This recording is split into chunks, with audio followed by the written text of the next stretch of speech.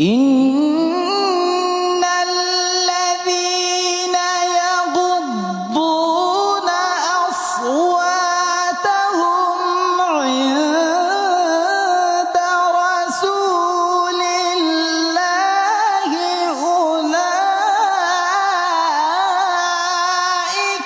الذين امتحن الله। আমরা এবারের প্রতিযোগীকে ডাকছি চট্টগ্রামের বন্ধু আহমদ গনিকে। আসছে আহমদ গনি।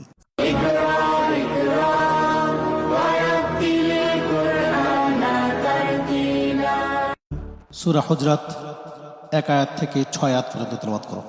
أعوذ بالله من الشيطان الرجيم بسم الله الرحمن الرحيم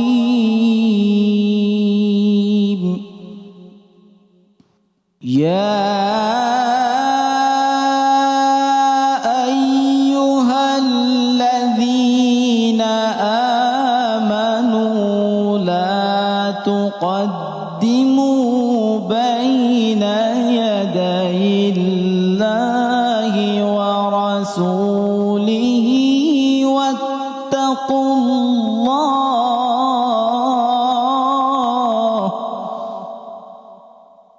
إن الله سميع عليم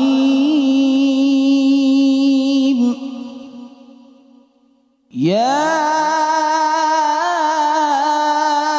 أيها الذين آمنوا لا ترفعوا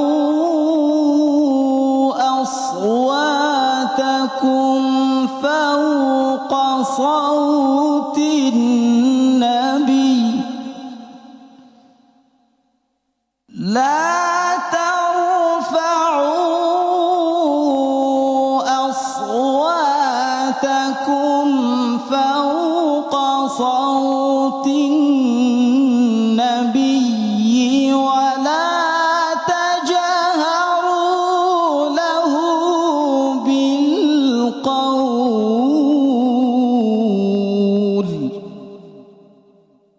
ولا تجهروا له بالقول كجهر بعضكم لبعض أن تحبط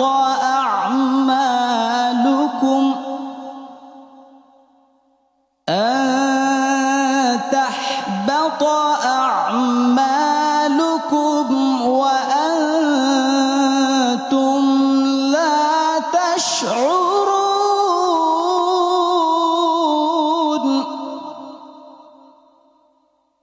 إن الذين يغضون أصواتهم عند رسول الله أولئك الذين امتحن الله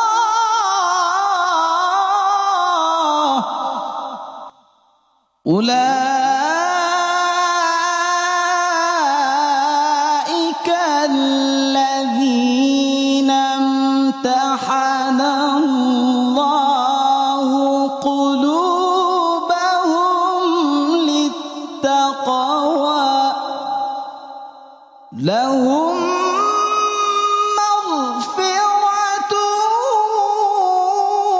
وأجر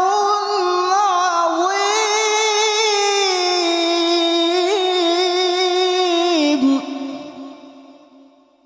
إن الذين ينادونك من وراء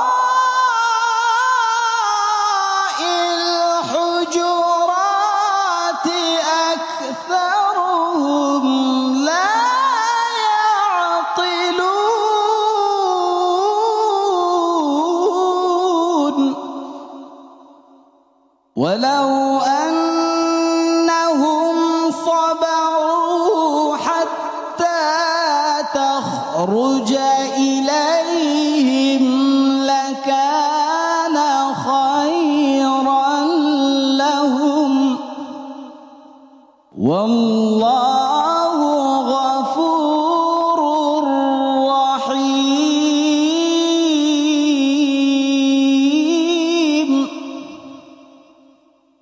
يا أيها الذين آمنوا إن جاءكم فاسق بنبأ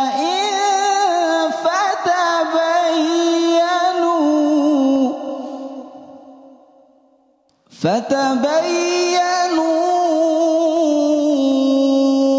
أن تصيبوا قوما بجهالة فتصبحوا على ما فعلتم نادمين صدق الله العظيم আহমদ গনি, জীবনে নেমে আসুক অনেক অনেক গনি। সম্মানিত বিচারক, আহমদ গানি, মাশাআল্লাহ, তেলাওয়াত সুন্দর করতেছিলে।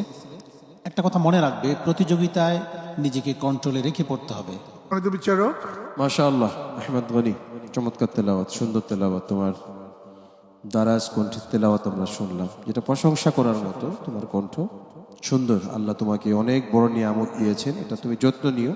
তুমি একজন কোরআনের শিল্পী, কোরআনের পাখি, কোরআন নিয়ে বিশ্বের বিভিন্ন মঞ্চে, বড় বড় মঞ্চে যাবে, এই দেশের সুনামকে ছড়িয়ে দিবে ইনশাআল্লাহ। আল্লাহ তোমাকে কবুল করুন, আমিন। চলুন আমরা শুনে আসি যা পাঠ করা হলো তার মর্মার্থ। আজকের এই আয়াতগুলোতে প্রথমে আল্লাহ তাআলা ইয়া আইয়ুহাল্লাযিনা আমানু বলে সম্বোধন করেছেন।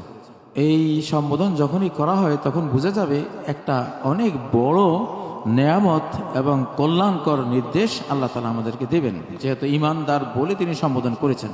তো যেটা এখানে বলেছেন সেটা হলো, যে কোনো কাজ করার আগে আল্লাহ রাসূল কি বলেছে তোমাকে সেটা আগে জেনে নাও, তারপরে কাজটা করো।